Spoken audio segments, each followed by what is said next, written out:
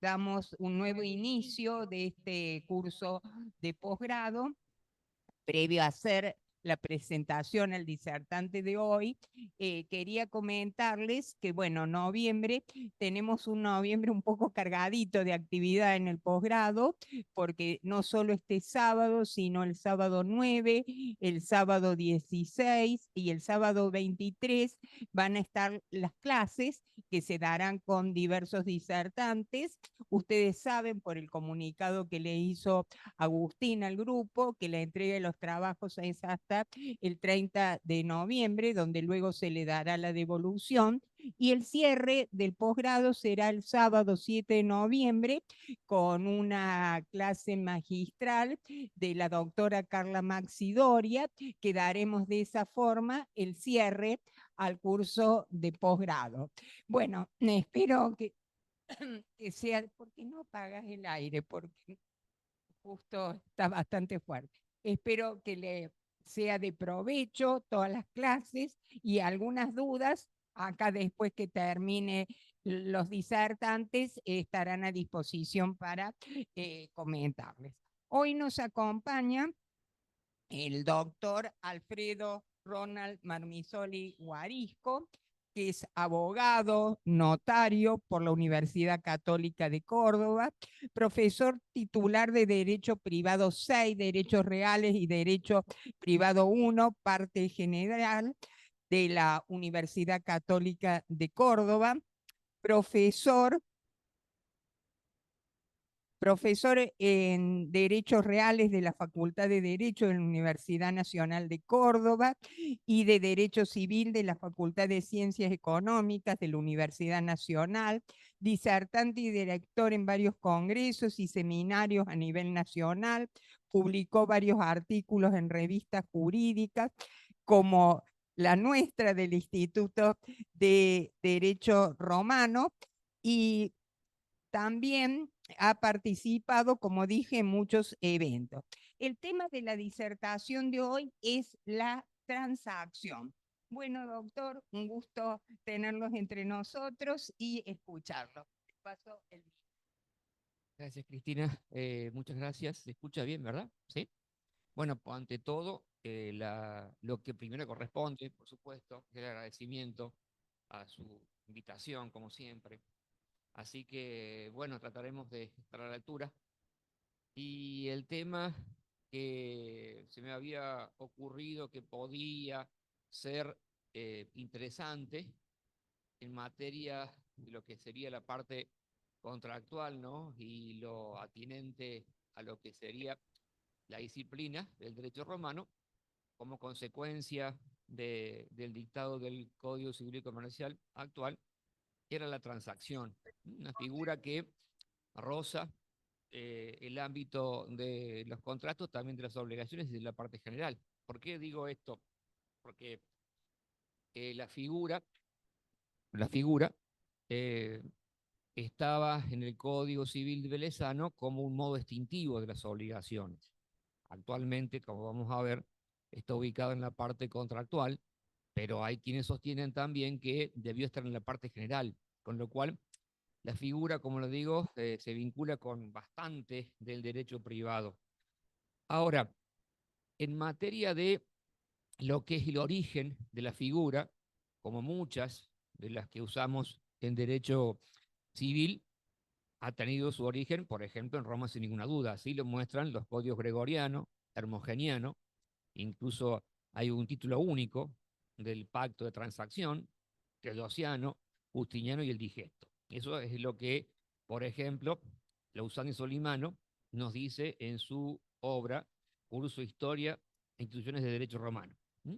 Incluso la autora, Lausanne, expresa que en todo el tiempo los filósofos y legisladores y jueces han estado de acuerdo en las ventajas que esta figura ha aportado, y una de las características es la practicidad que tiene para solucionar en realidad componendas o cuestiones que haya alguna disidencia.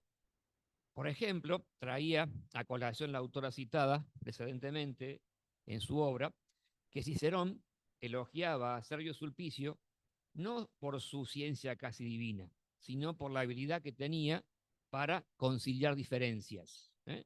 En materia de lo que es la transacción. Hoy en día también, no solamente el punto de los pensadores, sino también en realidad los jueces, evidentemente, en muchos casos, por ahí he traído dos fallos respecto de esto que voy a hacer que Agustín se los envíe sobre el tema.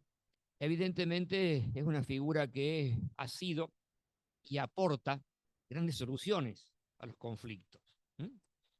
Expresa Bonfante, por ejemplo, que justamente el pacto, o pactum, o pactio, o pacto convenio, que se determinó, se la llamó la convención privada de formas y no concertada en base a las causas por las cuales se requiere esa formalidad, para distinguirla del el contrato, se lo llamó pacto simple.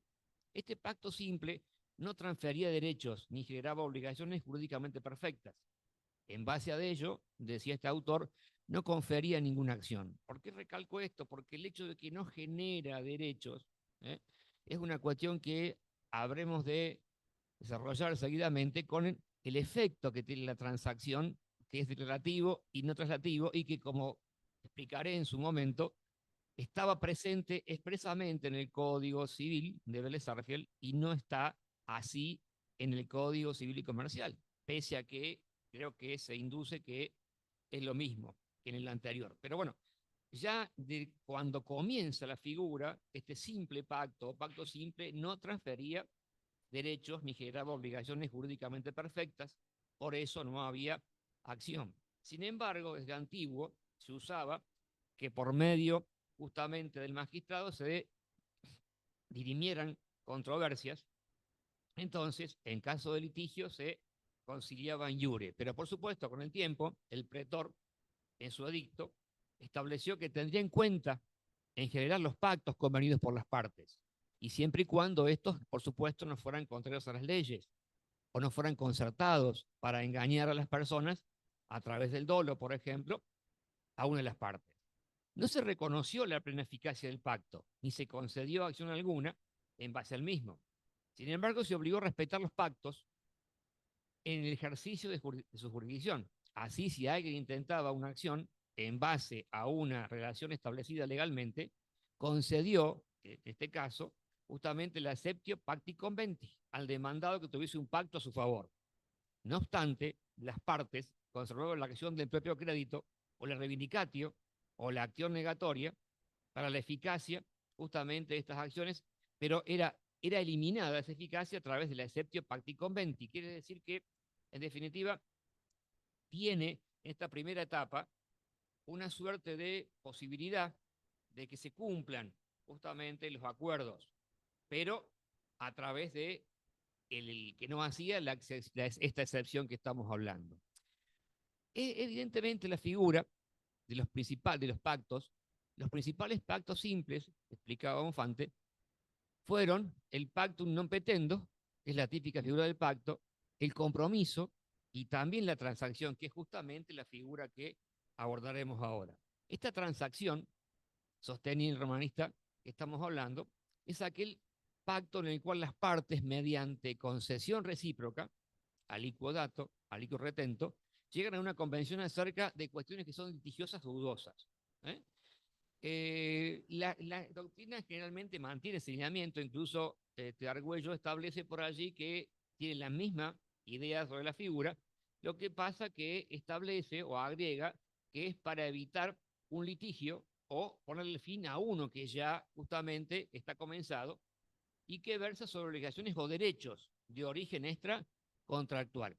Recalco lo de derechos porque, como en el Código de Vélez era un modo extintivo de obligaciones, hay algunos autores que apuntan a que el efecto es extinguir obligaciones mucho más que extinguir obligaciones, porque hace referencia justamente a derechos o relaciones jurídicas que pueden tratarse de derechos reales también, o de derechos intelectuales también, incluso algunas otras cuestiones que no tienen carácter patrimonial, pero que veremos seguidamente pueden ser objeto de una transacción de manera excepcional, pero también lo pueden.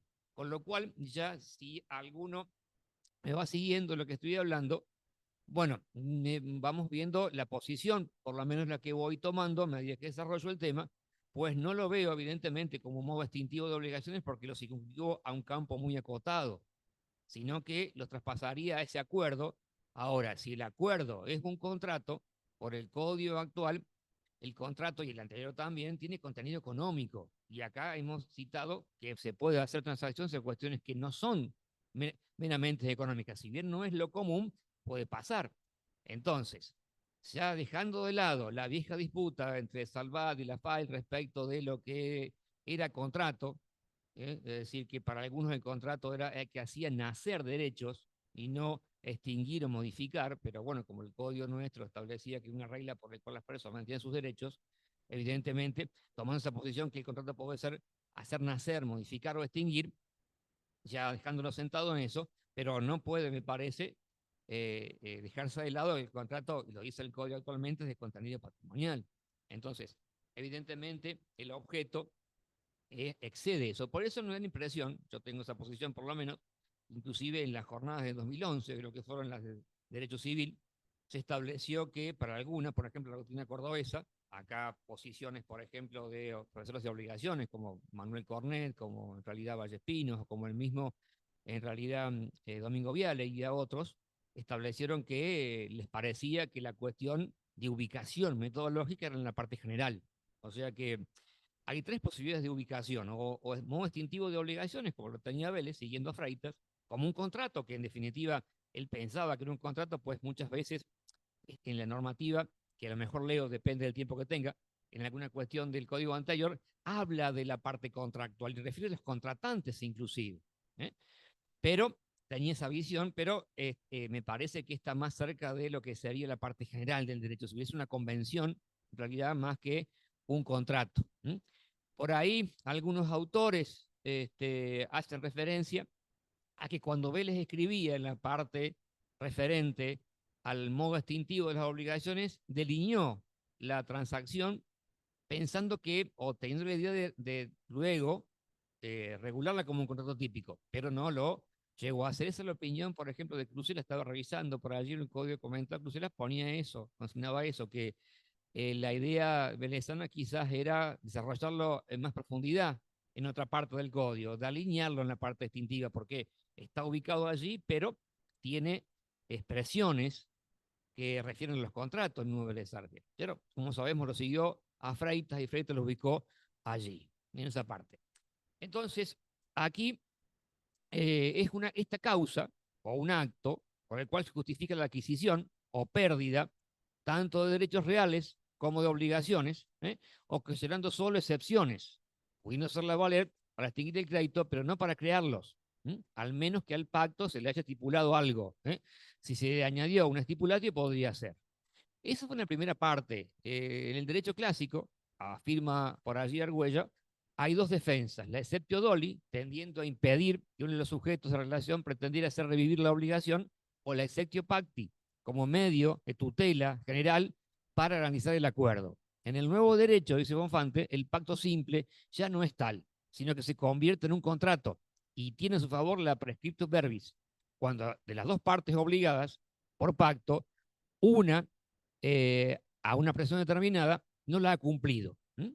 Una cumple y la otra no.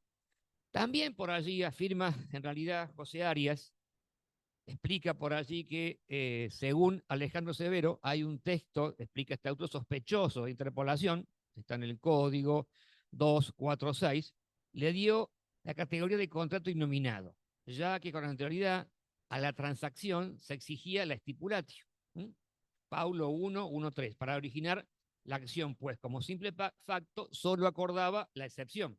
Agrega que en el Bajo Imperio la transacción solía ser confirmada por lo común, con un juramento cuya violación era severamente castigada. Código 2.4.41. Los autores, por ejemplo, hacían referencia a los elementos que tiene la convención, que yo voy a pasar seguidamente ya cuando lo trate en el código actual, pero aquí comienza más o menos cómo se delinea la figura. Son dos, sostenía Arias, derechos dudosos o inciertos, cuando menos, dije estos 2, 15, 11, código 2, 4, 32, por un lado, y el sacrificio en las prestaciones de las partes uno por otro. Esta constitución de los emperadores Diocleciano y Maximiano, Código 2.438, estatuye que de ninguna manera se verifique la transacción sin que se retenga algo o se prometa algo. El autor recuerda justamente a Vélez, quien en la nota al artículo 32 expresaba justamente eso, que siempre había que hacer una pérdida en la transacción, había que hacer un sacrificio a favor del otro. Evidentemente, el efecto que tenía la transacción era extinguir obligaciones a las cuales las partes habían renunciado justamente al celebrar el acuerdo.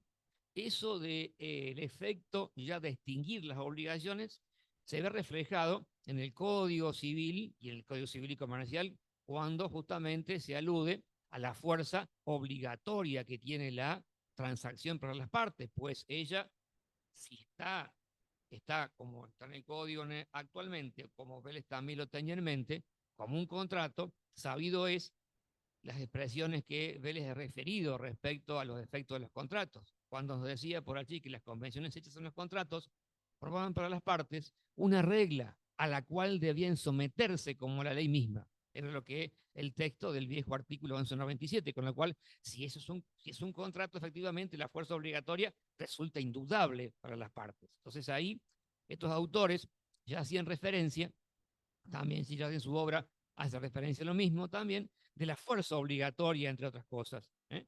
Y también las consecuencias de la cosa juzgada, que es un tema que trataré más adelante, pero ya en el viejo derecho romano se hacía referencia a la fuerza obligatoria y a esta expresión referente a la cosa juzgada. También las garantías, en este caso, se extinguían por su carácter accesorio. Explicaba Argüello que también en el código actual no hay una referencia expresa, pero se induce que también quedarían allí. Arias hacía ver, hacía notar que la transacción era de interpretación restrictiva. Digesto 2, 15, 9. El tema de la interpretación restrictiva tiene que ver con la renuncia de los derechos. Como hay en realidad sacrificio y renuncias, evidentemente la intención de renunciar no se presume, ni en el código anterior ni en el actual tampoco. Quiere decir que esto ya viene de antes y se mantiene, por supuesto.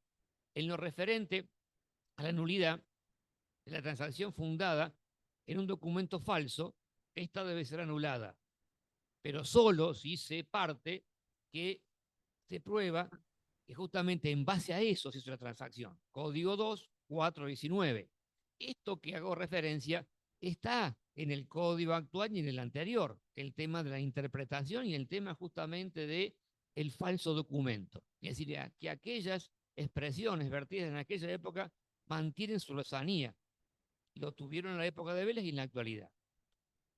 El objeto, respecto del objeto, que ya lo voy a abordar en especial en el código, pero en líneas generales también se había manifestado en el derecho romano el tema del objeto, pues se podía transigir derechos patrimoniales, en general, salvo deudas de alimentos no vencidos, que el convenio debe ser autorizado por el magistrado, código 248, y que se puede transigir que no se puede transigir, perdón, sobre acciones de Estado, salvo la efectuada por un esclavo o colono, siempre que la transacción haya sido hecha a favor de la libertad. Código 2.4.43. O sea, con este breve repaso de lo que, cómo se había pergeñado la figura en el derecho, yo creo que más en estas condiciones podemos entrar en realidad a lo que sería la figura en nuestro derecho positivo actual. En lo que alude justamente a la figura, nosotros en realidad tenemos en cuenta que la transacción en el artículo 832 del Código Civil estaba definida como un acto jurídico bilateral, por el cual las partes, haciéndose concesiones recíprocas, extinguen obligaciones que son dudosas o litigiosas. O sea, como se puede apreciar de lo que más o menos venía enunciando del derecho romano, pasa la idea central, los elementos y la figura al derecho civil en el Código de Vélez Sarsfield de una manera casi diría intacta. Es lo que había en el derecho romano, lo que aparece en la figura de la transacción. Actualmente actualmente, en el 1641, ya ubicados en la parte de contrato, dice así: la transacción es un contrato por el cual las partes, para evitar un litigio o ponerle fin, ya de los autores que he citado hacían referencia a eso, a evitar un litigio o ponerle fin, haciéndose concesiones recíprocas, extingue las obligaciones que son litigiosas dudosas. Quiere decir que también el lineamiento es el mismo que tiene el código actualmente, solo que en lugar de decir acto jurídico bilateral, alude a lo que sería el contrato. Pero bueno, en definitiva, también está visto desde el punto de vista esta figura. Tiene que haber, según lo que estamos hablando, reciprocidad y abstención recíproca. Es decir, acá tiene que haber la concesión. Alguien tiene que entregar algo para recibir justamente algo a cambio. Este tipo de actos jurídicos o de contratos, porque es lo que el código establece en la actualidad, son aquellos actos que se hacen para otorgar certidumbre, acertamento, como dice la doctrina italiana, respecto sobre ciertos derechos. O sea que la importancia que reviste la figura, que ya lo era en la época del derecho romano, lo sigue siendo en el derecho actual. Es un modo de componenda respecto de diferencias. Otorga certidumbre a los derechos. Y esta figura es mirada desde el punto de vista del derecho de fondo, evidentemente por ser un contrato de derecho sustancial, pero también es vista desde el punto de vista del derecho procesal. ¿Por qué? Porque la transacción, que puede ser judicial o extrajudicial, como veremos, se mantiene ese lineamiento también, cuando lo es judicial, es una forma anormal de finalizar el proceso, o sea que tiene una vinculación estrictamente con el derecho procesal también. Y respecto de cómo es la mecánica, seguramente ya lo entraré a considerarlo, pero en definitiva la homologación que se puede hacer es a los efectos de justamente darle fin, cierre al proceso, darle ese espaldarazo final para que, una vez homologado el acuerdo, pueda ejecutarse como una ejecución de sentencia. Pero en definitiva, ya veremos que la transacción queda concluida por el mero acuerdo. Pero claro, en una forma u de otra se vincula con ambos derechos, el sustancial y el derecho justamente procedimental. En cuanto a la técnica legislativa, ya me despedí cuando empecé a conversar, me adelanté un poco, hay forma de ubicarla o como modo extintivo, o como contrato, o como acto jurídico. Es decir, es una convención en realidad extintiva. Los elementos que anidan en la figura que habían sido ya justamente delineados en el derecho romano, es justamente un acuerdo extintivo, con finalidad de extinguir relaciones jurídicas, no solamente obligaciones, sino relaciones jurídicas. O sea, es un contrato y, por ejemplo, el doctor Ossola, que en su obra Derechos de las Obligaciones, establece que es un contrato también proteiforme, porque establece él que no solamente se renuncian o se adquieren, sino que muchas veces hacen nacer nuevas relaciones jurídicas, con lo cual estamos viendo la complejidad y cómo va adecuándose a los tiempos esta figura. O sea que no solamente renuncia y reconoce, a veces hacen hacer una nueva relación jurídica. ¿Por qué? Porque la transacción puede ser simple o puede ser compleja. Y en la transacción compleja justamente se adquieren nuevos derechos. Con lo cual es una figura en cuanto a ese acuerdo bastante particular. Debe haber recíprocas concesiones, porque eso es lo que en el derecho romano también hacía justamente distinguir la figura. La cuestión pasa por si esa recíproca concesión tiene que haber equivalencias de sacrificios o no.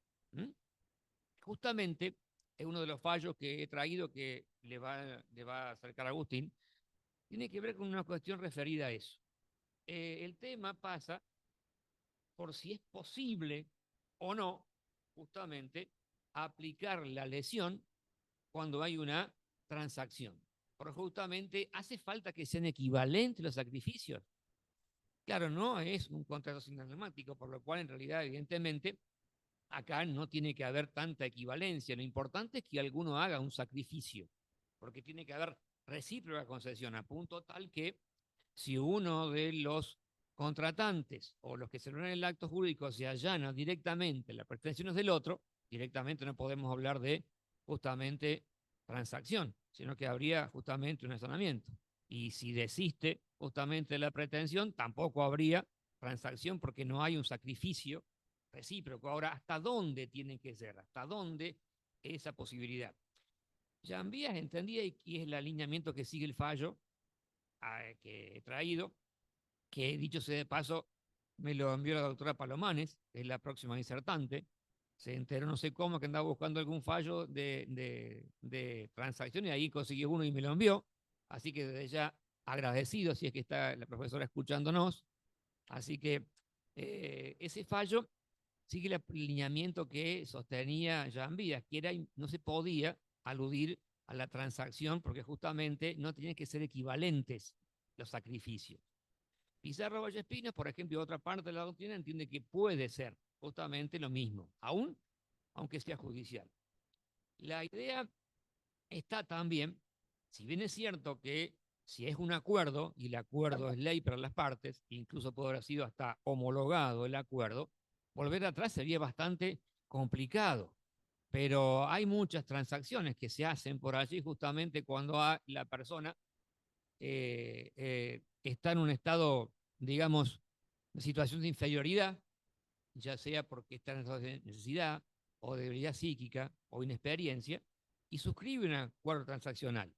Y ahí hay una notable desproporción de las prestaciones. Claro, no tiene que ser equivalente, pero tampoco tiene que ser notable la desproporción, porque si es así, en ese caso, estaríamos en realidad usando la figura de la transacción para justamente llevar a cabo un fraude a la ley. Usamos una figura, la encubrimos con este sentido a un pacto en realidad que tiene notable desproporción.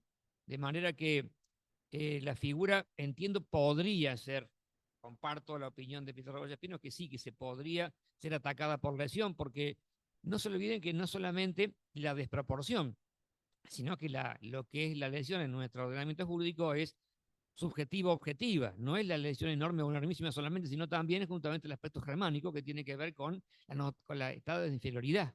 O sea, hay que demostrar no solamente esa notable desproporción, sino también el aprovechamiento de la inferioridad del sujeto víctima de la lesión. O sea que debe haber lesiones recíprocas, pero es discutible si es equivalente o no. ¿Mm? A dónde en realidad en el derecho del trabajo, por ejemplo, se puede utilizar la figura. Sin embargo, el artículo 15, si no me equivoco, de la ley de contrato de trabajo, establece que tiene que haber allí una justa compensación, con lo cual ahí, al ser tuitivo del trabajador, esa transacción y se va a hacer en sede judicial, mediante el juez, también presente, en ese caso, ahí puede ser atacado si no es equivalente. O sea, concesión recíproca, importante, viene del derecho romano, Vélez lo había tenido en cuenta, está en la nota al 834, justamente esto, que si no, no había transacción, y después aparece otro elemento típico de la figura, que es la res dubia, es decir, el estado de incertidumbre, la cosa dudosa. ¿eh? Respecto de la res dubia, que son los tres elementos que me parece configuran esta institución jurídica. Hay otros más también que los vamos a pasar revista, pero me parece que se vinculan más a la calidad de contrato o a la calidad de acto jurídico. Es decir, tiene que haber sujeto, objeto y causa. Entonces, evidentemente, tiene que haber la capacidad para transar, el objeto para transar, la causa fin que va a tener que justamente es esa componente, y después también la parte de forma. O sea que como elementos de la figura, yo podría referir que hay tres que son típicas de la figura en sí misma: concesión recíproca, res dubia y acuerdo con fin extintivo, y después los otros elementos que son propios del acto jurídico o del contrato, que estamos hablando del sujeto en su capacidad para poder transigir, el objeto, que es sobre lo que puede recaer la transacción, y también lo que sería la forma para llevarla a cabo. Respecto de este tercer elemento, que es propio de la transacción en sí misma, res dubia, es la figura, ha tenido siempre esta connotación. O sea, se habla de incertidumbre objetiva cuando hay un juicio o incertidumbre subjetiva cuando se trata de una transacción extrajudicial. Evidentemente, esto de incertidumbre subjetiva es una cuestión propia de los que están transigiendo. Es decir, basta con que subjetivamente entiendan que su derecho es dudoso o que es incierto. Puede ser que para otro no lo sea, pero en definitiva es una cuestión meramente subjetiva. No es que, por ejemplo, si fuese judicial, el juez no tendría por qué decir que no hay ninguna duda. Mientras que tenga en realidad duda las partes que lo llevan a cabo, es suficiente. La incertidumbre subjetiva. Y la objetiva es la que entraña en cualquier juicio, evidentemente, porque los juicios en realidad pueden ganarse o no. O sea que ahí habría incertidumbre. El código de Vélez y el código actual hacen referencia a la res dubia. El proyecto del 98 no hacía referencia a ella.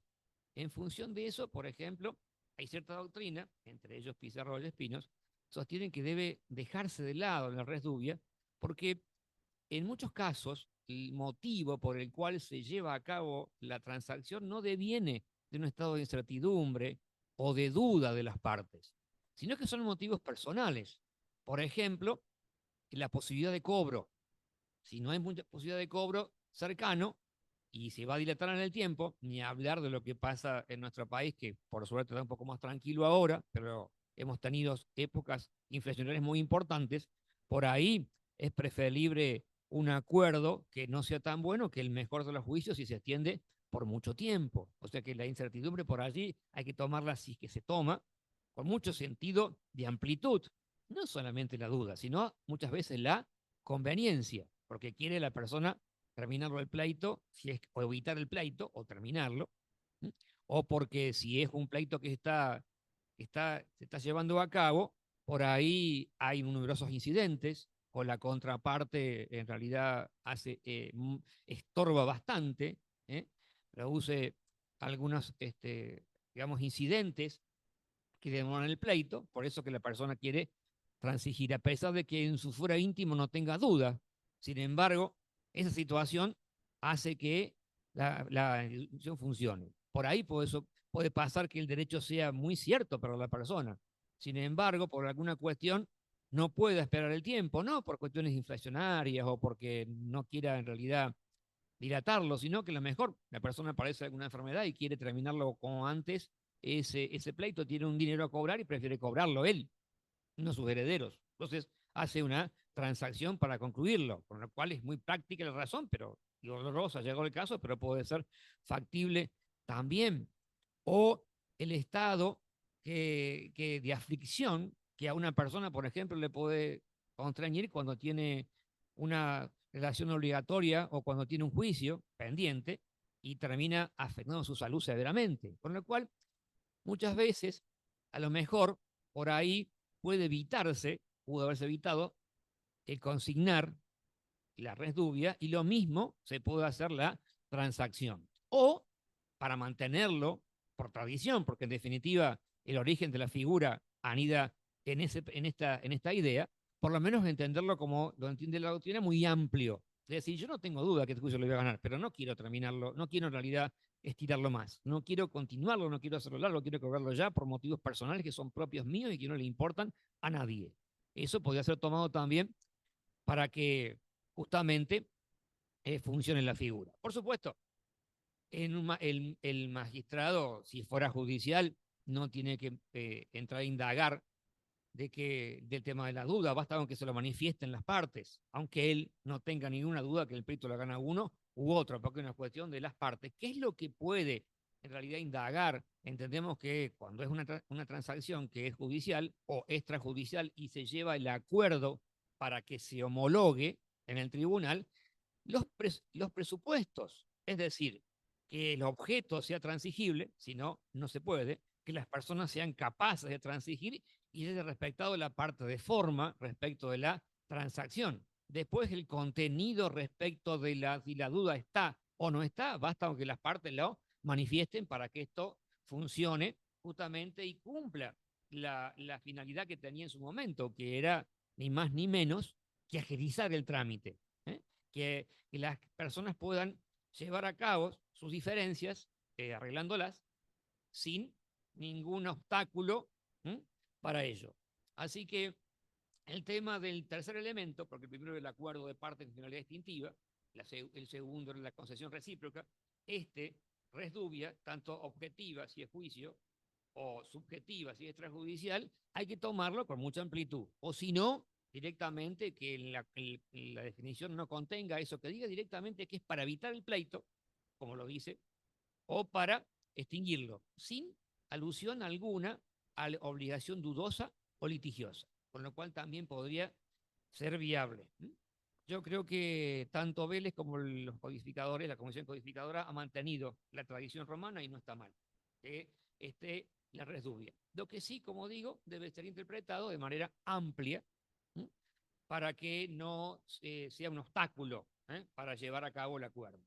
Por supuesto, como es un acto jurídico, es importante tener presente que tiene que ser personas capaces para poder transigir. Entonces, evidentemente, no podrán transigir los incapaces de hecho, como se decía antes, 54 del código, o de ejercicio, como se dice hoy.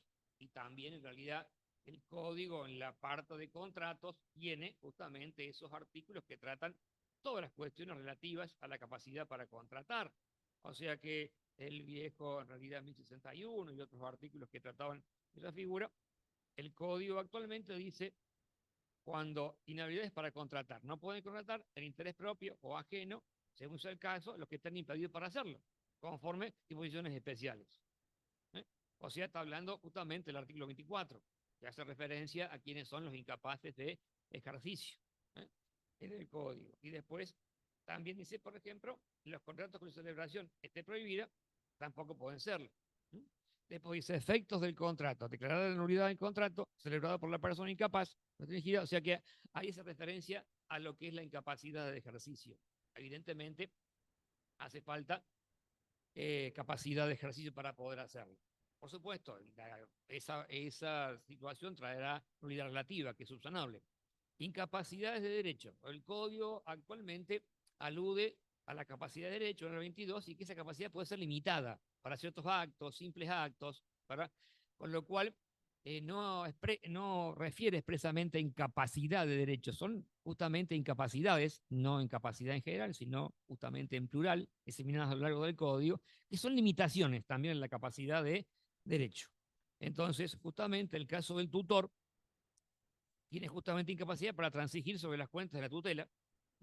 Está actualmente en el 646, antes estaba en el código anterior, en el 144, inciso 1, 465, hoy está en el 1646, 121, inciso C, y artículo 103. Estas personas no pueden justamente, son incapaces para transar.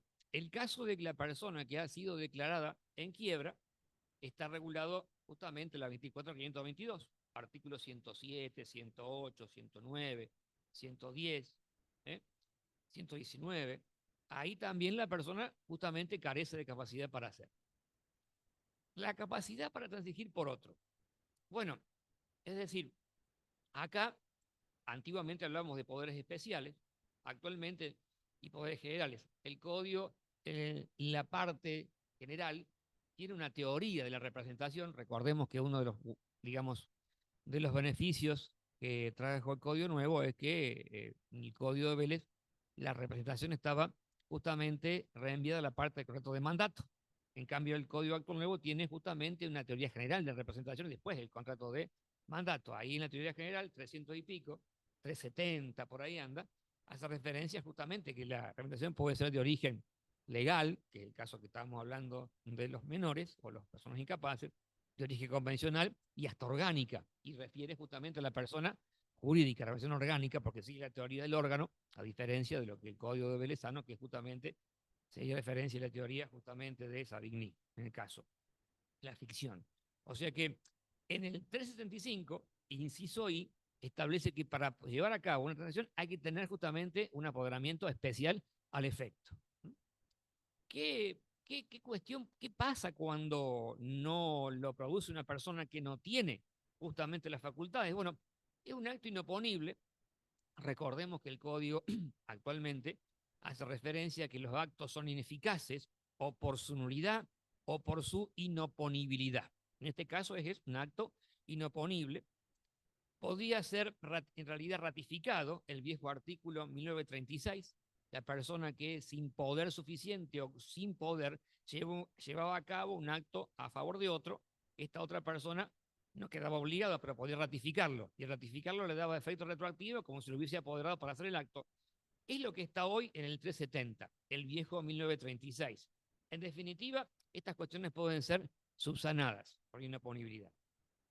Entonces, hemos dicho acuerdo de partes con finalidad extintiva, hemos aludido a la concesión recíproca, que ahí explicamos que era discutido el tema de la elección o no, y la equivalencia.